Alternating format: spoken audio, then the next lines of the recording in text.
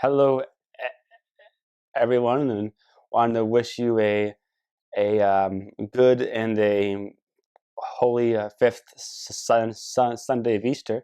It's been a little while since my last video. I hope you are do, do, doing well in this difficult time that we face ourselves in.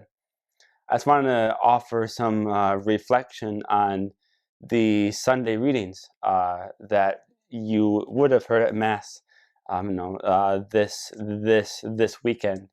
In particular, I want to focus on the second re- reading. I know when I was a kid, I loved to play with Legos. Love to make things and to build structures and houses and anything that my mind could imagine. And I would find, as we all know, that if the bricks are not good bricks, if the foundation is not a good foundation, the structure or whatever you're trying to build isn't going to last. Well, St. Peter, in the second reading from this weekend, talks about the church being built from living stones, which is you and me. And the church is the spiritual house of God on this earth and in heaven. And so the question can be, how can we be strong bricks in this house and make the church something that will last? I think St. Peter, in his letter, offers us two examples or two different ways that we can accomplish that.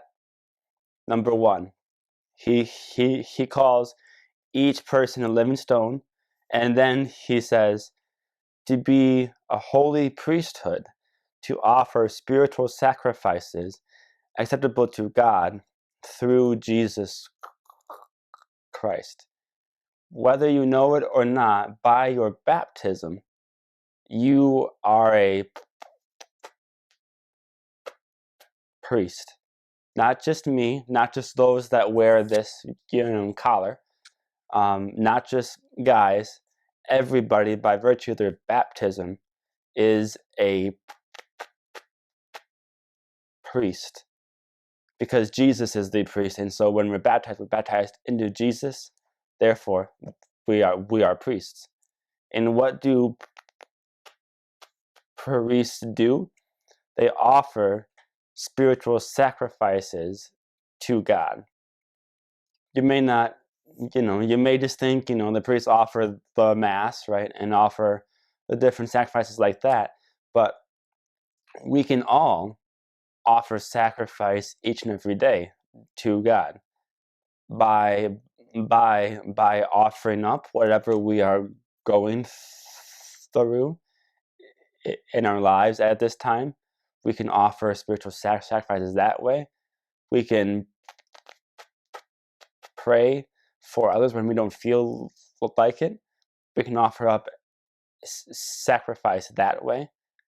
We can love when we don't feel really like it. That's offering up spiritual sacrifices. And the more that we're digging into that identity, the more solid of a foundation, or the more solid bricks that we will be in the house, and the closer we'll get to the cornerstone, who is Jesus Christ. So you are a priest by your baptism, and really lead into that identity. Okay?